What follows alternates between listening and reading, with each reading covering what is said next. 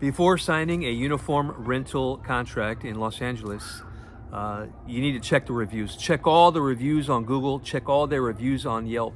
For most of the uniform rental companies, you're gonna find they're like at a 2.0 or lower.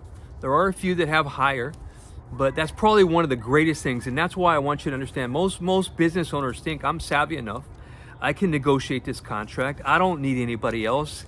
You're in for a rude awakening, and you'll probably end up calling me like 3 or 5 years from now saying, hey, how do I get out of this contract? I made a mistake, I need your help.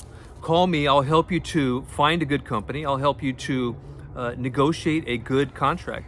People think that if I charge you $1,000 to negotiate your contract, you think, oh, that's a lot of money, I don't need to pay that money, I'm gonna save myself that money.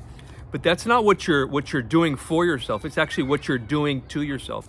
And let me tell you why.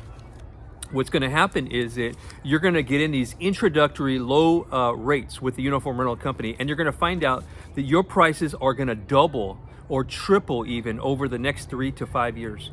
And then what's going to happen? You're going to add up all that money that extra you spent, and you're going to find out you spent $20,000 extra.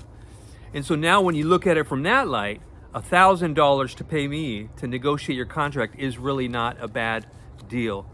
And so you might think it's a lot of money. Get some help. Let me give you a recommendation. Let me do something for you. I hate to see bullies picking on other people, and I don't want the uniform rental companies to be beating up on you. So before you sign a uniform rental contract in Los Angeles or any other city in California or even the United States for that matter, call me. I can help you. Okay, talk to you soon. Bye-bye.